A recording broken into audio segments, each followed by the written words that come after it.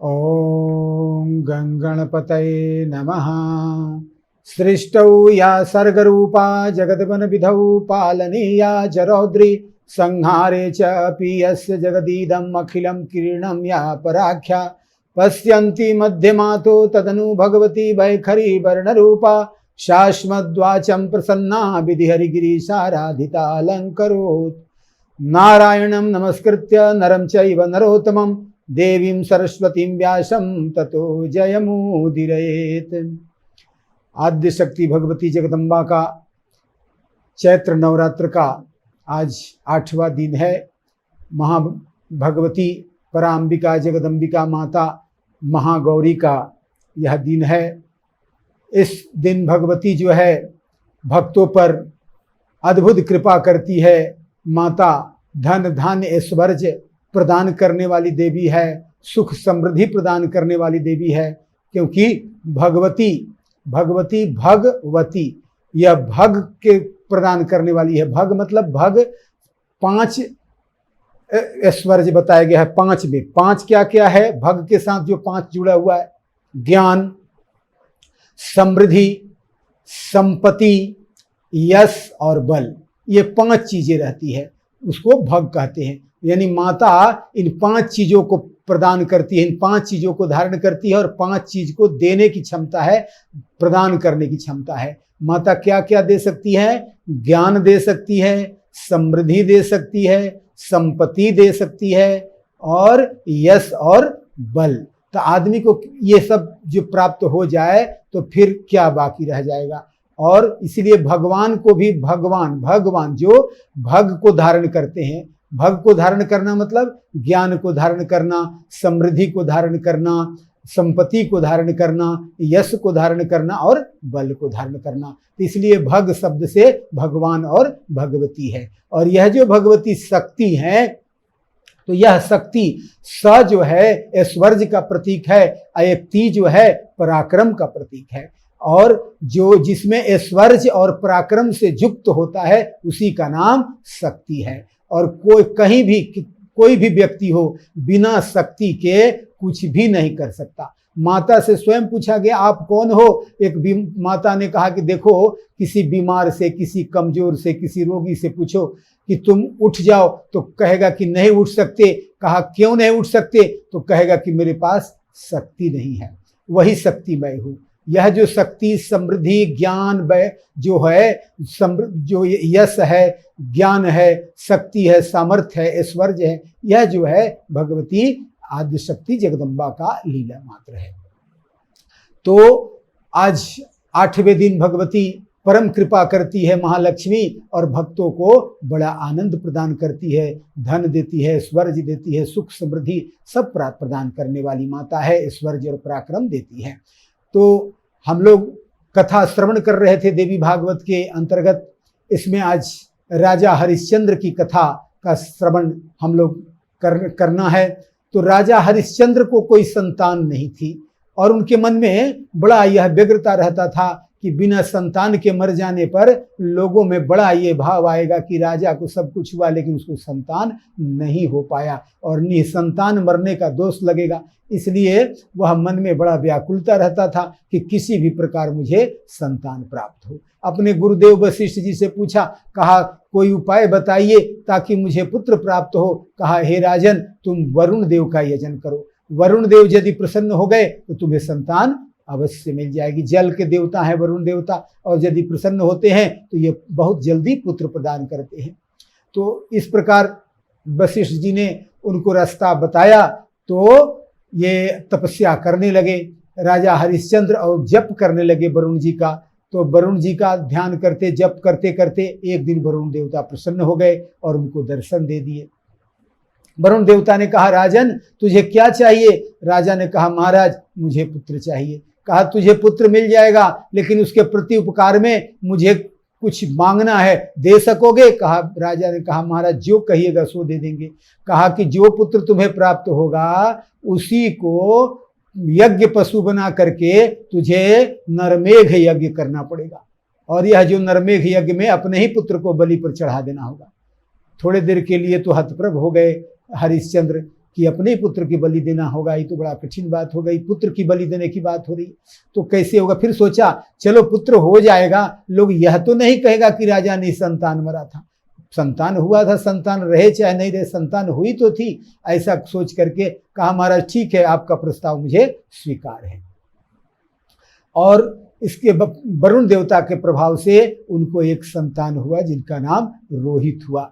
और जब रोहित का जब जन्म हुआ, जन्म उत्सव मनाया जा रहा था, चारों तरफ ढोल बाजे नगाड़े बज रहे थे, उसी समय वरुण देवता प्रकट हो गए, कहे राजन अब तुम्हारा पुत्र हो गया और अब तुम इस पुत्र को यज्ञ पशु बना करके मेरा यज्ञ करो।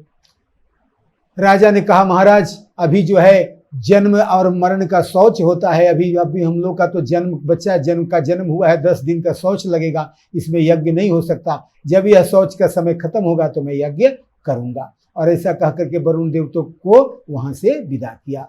और जब यह शौच खत्म हो गया उसके बाद छठियार वगैरह का उत्सव 21 दिन का मनने लगा, उसमें बड़ा उत्सव मन रहा था। उस समय भी वरुण देवता प्रकट हो गए और कहा कि राजन अब तो तुम्हारा सूतक भी खत्म हो गया, अब ऐसा करो कि मेरा यज्ञ कर दो। राजा ने कहा कि देखिए यज्ञ पशु का अभी दांत नहीं निकला है, और जब तक यज्ञ पशु का दांत नहीं निकले उसको बलि देने का कोई फायदा नहीं बताया गया है, इसलिए आप इसका दांत निकलने का प्रतीक्षा कीजिए।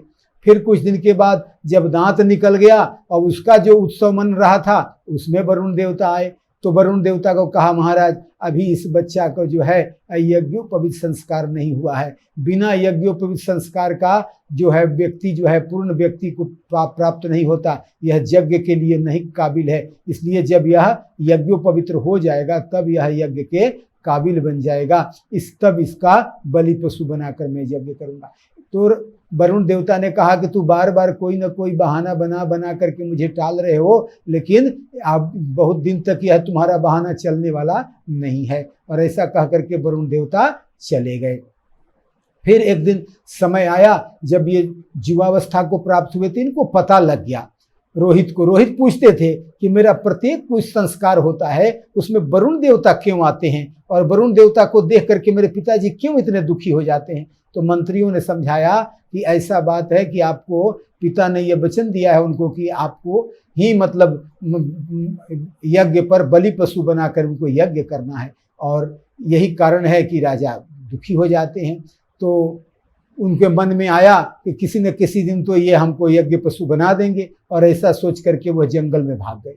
जब जंगल में भाग गए वरुण देवता आए, कहा कि मेरा यज्ञ करो। कहा महाराज मेरा बेटा ही नहीं है, भाग गया है, मैं क्या करूं। कहा तुमने कोई ना कोई बहाना बनाया है, हमेशा टाला है यज्ञ को, जाओ मैं तुझे श्राप देता हूं, तू जलोदर रोग से पीड़ित हो जा।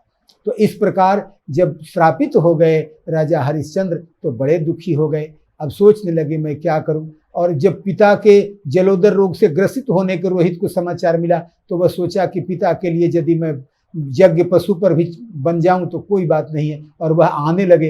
रास्ते में इंद्र आ गए, कहा यह क्या कर रहे हो, अपना प्राण सबको प्यारा होता है, तुम क्यों अपना जान दोगे। पिता अपने तुम्हारे अपने स्वास्थ्य के लिए तुम्हारा बलि देना चाहते हैं, यह उचित नहीं है, तुम मत जाओ। और इस प्रकार बहुत समझा बुझा करके रोहित को फिर रोक लिया। राजा बड़े दुखी रहने लगे, सोचने लगे, मंत्रियों से पूछा कोई उपाय लगाओ जिससे मेरा रोग ठीक हो। मंत्रियों ने कहा महाराज पुत्र वही पुत्र नहीं होता जिसको जन्म दिया है, शास्त्रों ने 5 पुत्र बताए गए हैं, जिसको आपने जान बचा लिया, जिसको आपने पाला पोसा, जिसको आपने विद्या दी। इस प्रकार के जो शास्त्रों में जो निर्णय है, ये ऐसे भी है धन दे करके भी यदि किसी का पुत्र को खरीद लिया जाए तो वह भी आपका पुत्र ही हो जाता है। तो महाराज सबसे अच्छा उपाय है कि किसी गरीब ब्राह्मण का या गरीब व्यक्ति का कोई पुत्र हो, उसको आप खरीद लीजिए और खरीद करके उससे आप यज्ञ करिए, और यज्ञ करने के परिणाम स्वरूप आपका यह रोग ठीक हो जाएगा। तो कहा ठीक है ऐसा ही होगा, तो पता करो कौन अपने बच्चे को बेचना चाहता है।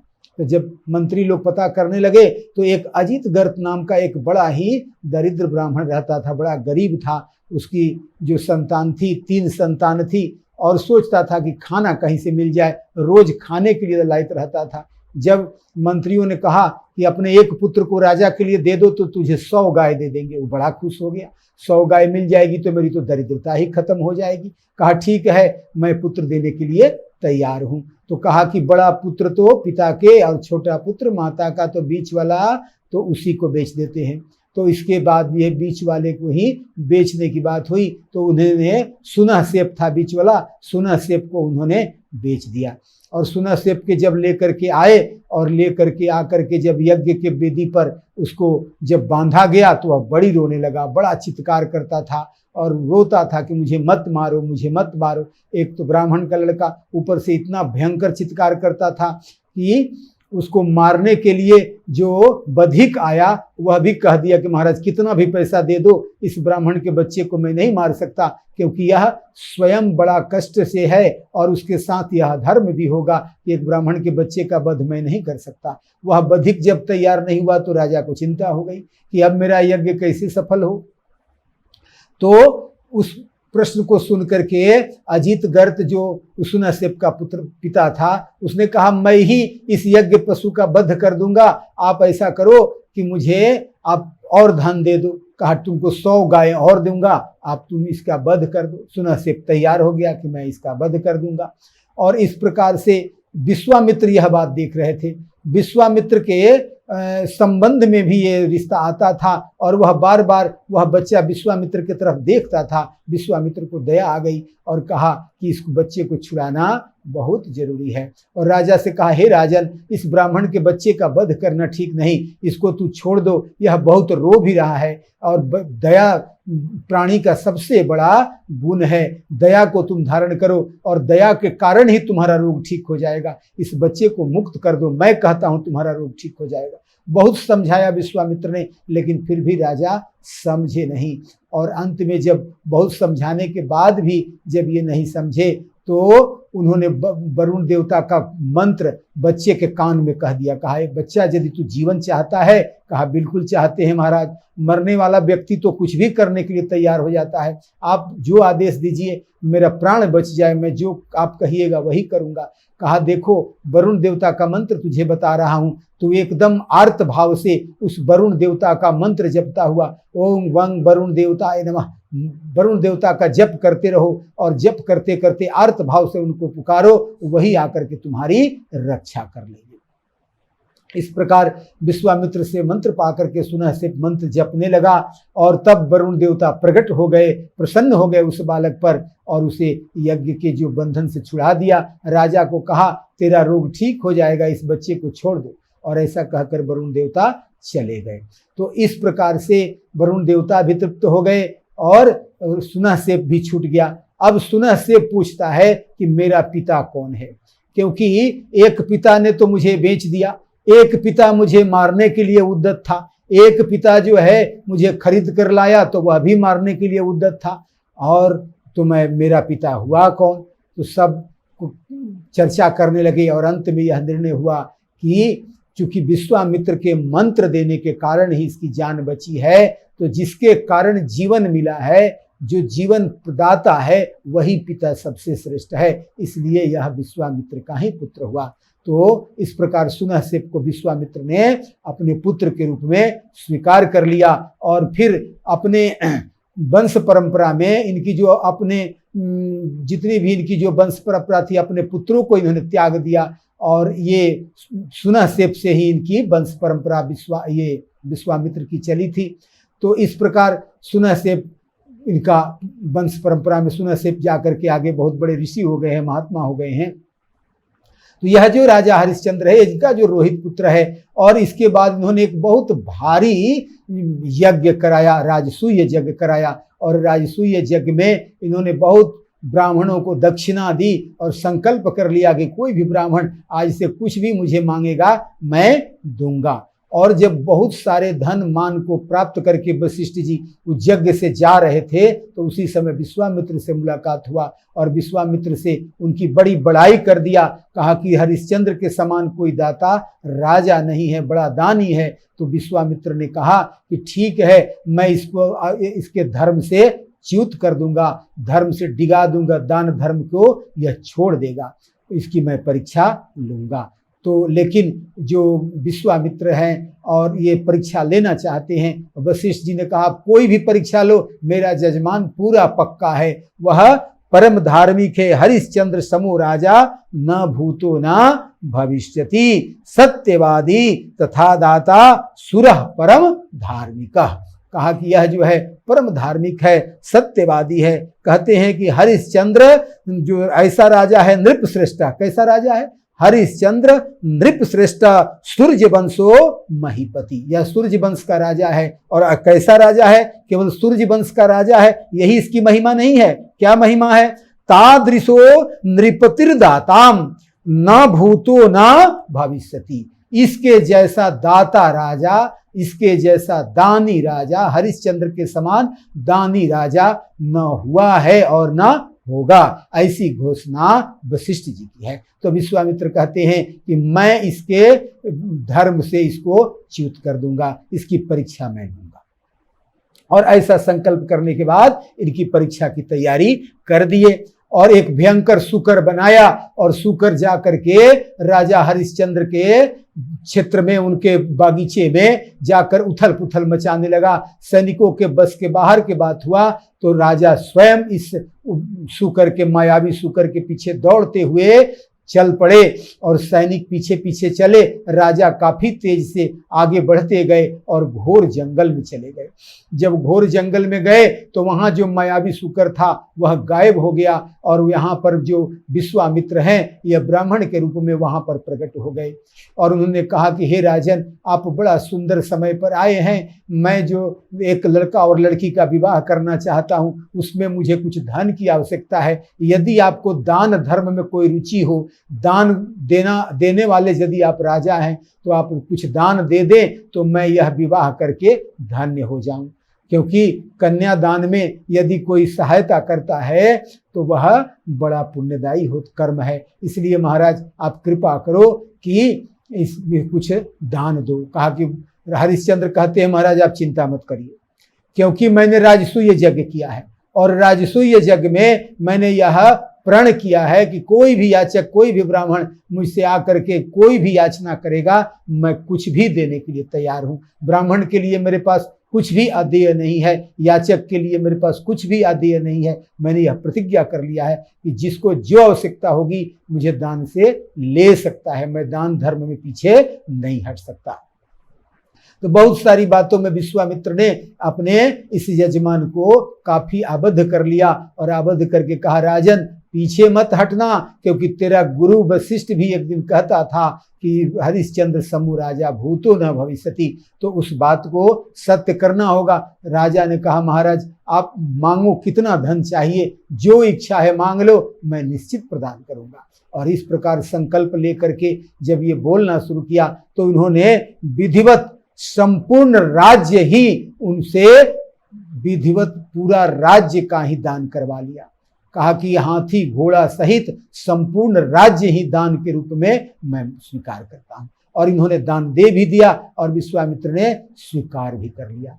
दान दे देने के बाद इनके मन में विचार आया कि यह तो मैं आवेश में सारा धन दे गया, पूरा राज्य दे गया, पूरी प्रजा, ये राज्य जो है वह केवल राजा की नहीं वस्तु है, प्रजा की सेवा के लिए होती है, लेकिन ये राजा तो पूरा दान दे चुके हैं। अब घर आए तो बड़ा दुखी हो गए, घर में अन्न जल कुछ भी नहीं खाया पिया और रात में लेट गए। सुबह में स्नान वगैरह करके पूजा पाठ करके सोचा कि कुछ खा लूं, तभी विश्वामित्र प्रकट हो गए और उन्होंने कहा हे राजन, तुमने अपना पूरा राज्य जो है दान कर दिया है, इसलिए इस राज्य में तू भोजन नहीं कर सकता, क्योंकि सब कुछ तो मेरा है। राजा ने कहा महाराज मैं भोजन नहीं करूंगा, मैं सारा राज्य आपको देता हूं और मैं अपने पुत्र और अपनी पत्नी सेव्या को ले करके चला जाऊंगा यहाँ से, आपका कुछ भी मैं नहीं ग्रहण करूंगा। विश्वामित्र कहते हैं दक्षिणा का भी उपदक्षिणा होता है, सांगता सिद्ध्यर्थम उपदक्षिणाम। कहा गया है कि दक्षिणा तब सिद्ध होती है कि दक्षिणा के लिए दक्षिणा दिया जाए, दक्षिणा को सिद्ध करने के लिए दक्षिणा, इस तरह की परंपरा है। कहा इसके लिए उपदक्षिणा दीजिए। कहा महाराज क्या उपदक्षिणा होगा? कहा 2.5 भार सोना देना होगा, मेरे मन मुताबिक धन देना होगा। कहा आप कहाँ से अभी धन दे, अभी मेरे पास तो धन नहीं है। विश्वामित्र ने कहा सब कह दो, मैं नहीं दे सकता, बस मेरा काम बन जाएगा। केवल यही कह दो कि मैं देने में समर्थ नहीं हूं, मैं दान नहीं दूंगा, कह करके इस दान से मैं वापस लौट रहा हूं, यही आप कह दीजिए, आप बच जाइएगा।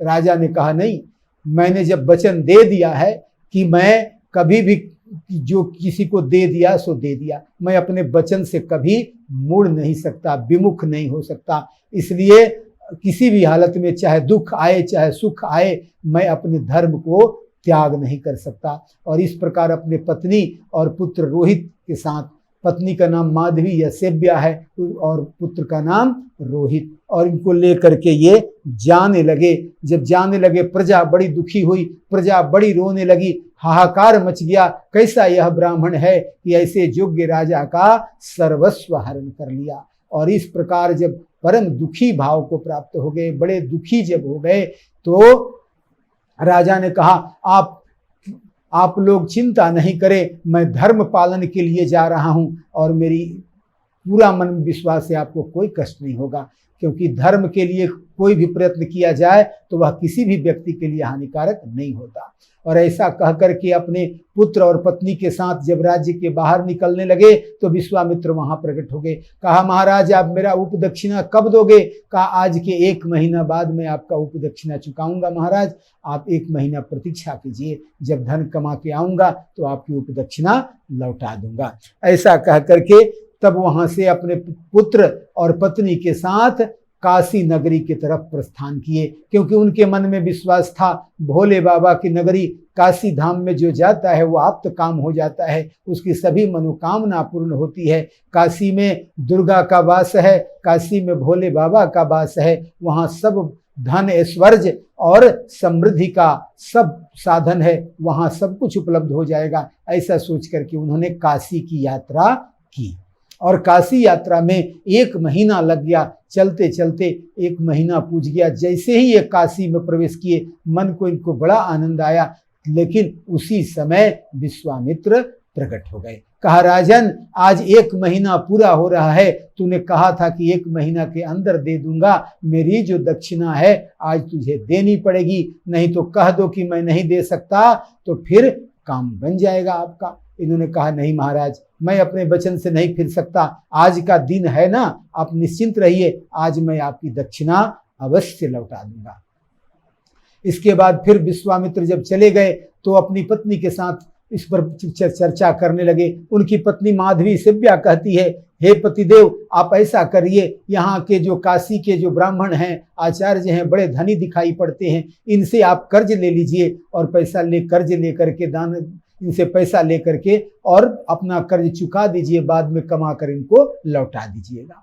इन्होंने कहा ऐसा धर्म नहीं कहता, गुरु से, पुरोहित से, आचार्य से कर्ज लेना नहीं चाहिए, क्योंकि कर्ज लेने से व्यक्ति अपने धर्म से गिर जाता है। गुरु का धन ले लेने से, पुरोहित का धन ले लेने से और अपना व्यक्ति जो है अपने धर्म से च्युत हो जाता है। इसलिए बिना आज्ञा के मैं यह धन उनसे नहीं ले सकता, ये श्रेष्ठ है, पूज्य है, इस प्रकार ऐसा नहीं कर सकता। तो कहा कि तब क्या कीजिएगा? तो कहा अभी तो कोई रास्ता नहीं दिख रहा है। बड़े दुखी होने लगे। उधर पुत्र कहता मुझे भूख लगी है, भोजन दीजिए, और इधर दक्षिणा की चिंता। अपने तीनों स्वयं भूखे हैं, 1 महीना से कुछ खाया पिया नहीं है, भूख प्यास से उनकी हालत खराब हुई जा रही है। और उसी समय पुनः विश्वामित्र प्रकट होकर के बार बार जब ये मूर्छित होते हैं, इनको जल छिट छिट करके मूर्छा से वापस लाते हैं और कहते हैं मूर्छित होने से नहीं होगा,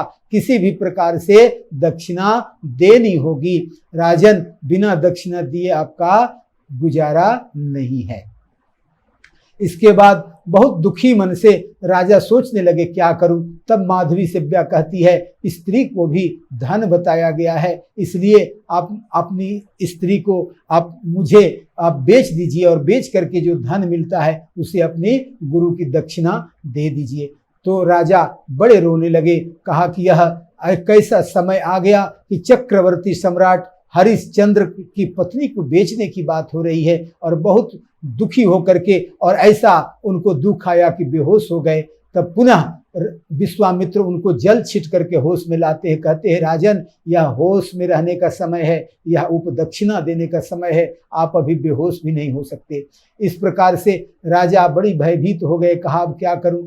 अब उनके पास जब कोई विकल्प नहीं मिला तो पत्नी का ही बात स्वीकार करके वहां पर एक बड़ा ऊंचा एक रंगमंच था, उस रंगमंच पर चबूतरा बना हुआ था, उस चबूतरे पर चढ़ गए और वहां से नागरिकों को संबोधित करते हुए कहा कि जिस किसी भी व्यक्ति को गृह कार्य के लिए मेरी पत्नी की आवश्यकता हो वह ले जाए और मुझे धन दे, मुझे धन की आवश्यकता है, मैं अपनी पत्नी को बेचना चाहता हूं। इस प्रकार से जब ये घोषणा किए तो उसी समय एक ब्राह्मण वहां आए, कहा मुझे गृह कार्य के लिए मेरी घर में जो अपनी पत्नी है वह बड़ी सुकुमार है, उससे काम नहीं हो पाता है, इसलिए मुझे एक स्त्री की आवश्यकता है जो हमारे घर के काम काज करे, इसलिए मैं आपकी पत्नी को खरीदना चाहता।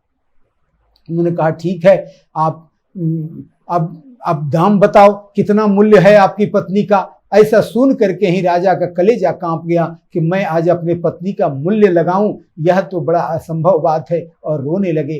तब उस ब्राह्मण ने कहा लगता है तू कच्चा सौदाबाजी करने वाला सौदागर है, तुझे अपने सौदा का दाम ही नहीं पता, लेकिन मैं ही बताता हूं कि 32 लक्षण से संपन्न जो स्त्री होती है उसका दाम धर्मशास्त्र में जो बताया गया है 1 करोड़ स्वर्ण मुद्रा है, इसलिए मैं तुझे 1 करोड़ स्वर्ण मुद्रा देता हूं। और ऐसा कह करके 1 करोड़ स्वर्ण मुद्रा दिया और उनकी पत्नी को रस्सियों में बांध लिया, क्योंकि उसमें परंपरा थी कि जिसको भी दास बनाया जाता उसको रस्सियों में बांध लिया जाता। और जब रस्सियों में बांध कर ले जाए जाने लगा तो पुत्र बहुत रोने लगा। रोहित माँ माँ कह करके जाके माँ से लिपट गया, कहा माँ मैं आपके बिना जिंदा नहीं रह सकता। और माँ बोली बेटा तू मुझे न छू, क्योंकि अब तू तो राजकुमार था, राजकुमार है, और मैं अब दासी को प्राप्त हो गई और दासी को राजकुमार को छूने का अधिकार नहीं है, इसलिए अब तू मेरा स्पर्श नहीं कर। लेकिन पुत्र जो है हाहाकार करता हुआ माँ को पकड़ लिया, कहा माँ मैं तेरे बगैर नहीं रहता।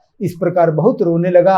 जब इस प्रकार जब ये होने लगा तो पत्नी बोली, विश्वामित्र ये उस ब्राह्मण से बोली कि देखो ब्राह्मण देवता, आप इसे पुत्र को भी, मेरे पुत्र को भी खरीद लो, क्योंकि बिना पुत्र का मैं आपका काम एकाग्रचित होकर के नहीं करूंगी, इसलिए इस पुत्र को आप खरीद लीजिए। तब उसने कहा ठीक है, मैं इस पुत्र को भी खरीद लेता हूं।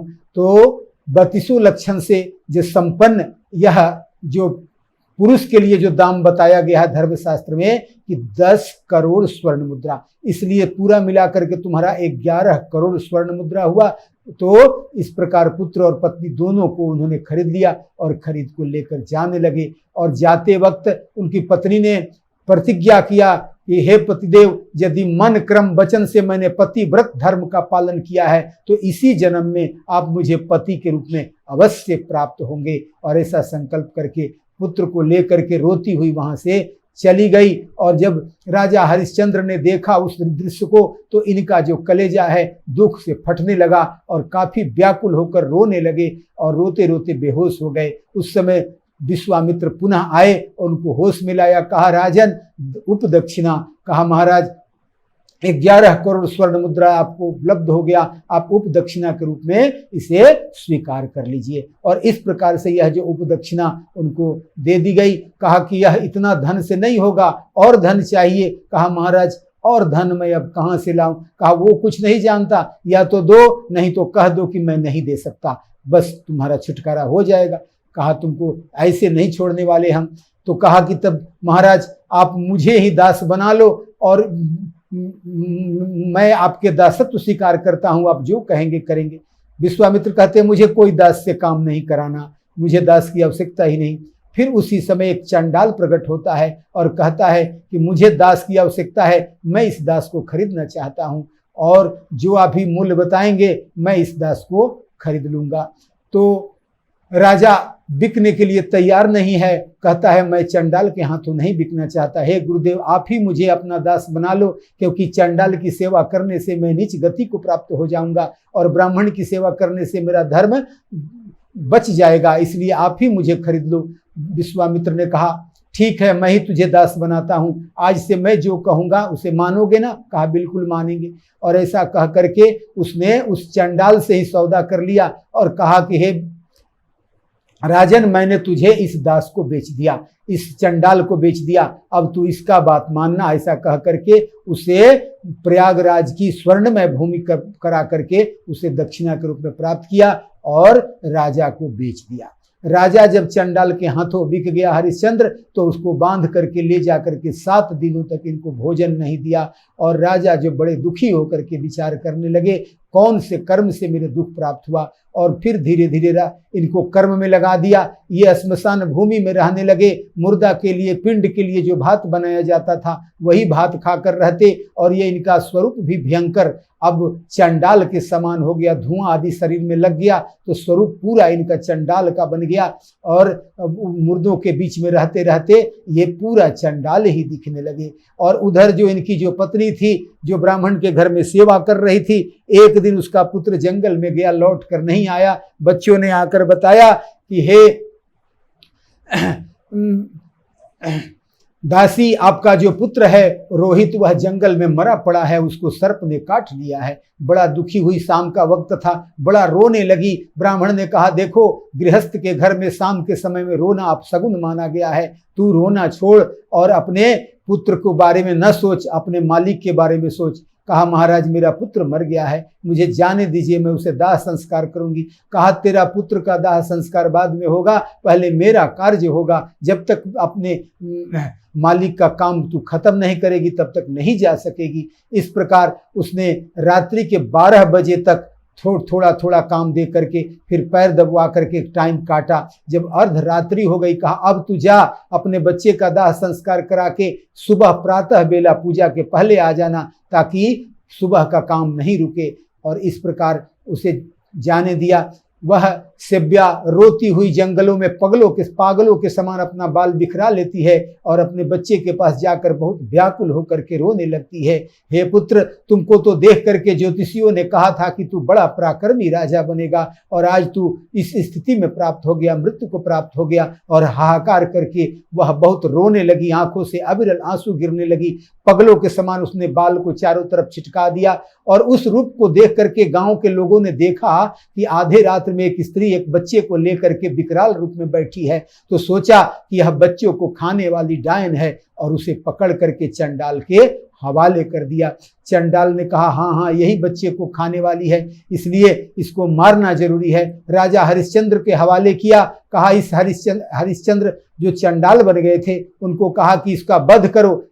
हरिश्चंद्र कहते हैं, मैंने जीवन में प्रण किया है कि कभी किसी स्त्री पर हथियार नहीं उठाऊंगा। चंडाल कहता है, तेरा कोई प्रण नहीं, तेरा कोई धर्म नहीं, तेरा केवल एक ही धर्म है, जो मालिक कहता है वही तुझे मानना होगा, इसका तुझे वध करना होगा। तब विवश हो गए हरिश्चंद्र। जब मारने के उद्धत हुए तो उस स्त्री ने कहा, वह स्त्री यद्यपि कि उनकी पत्नी है, फिर भी दोनों का स्वरूप बदल गया है।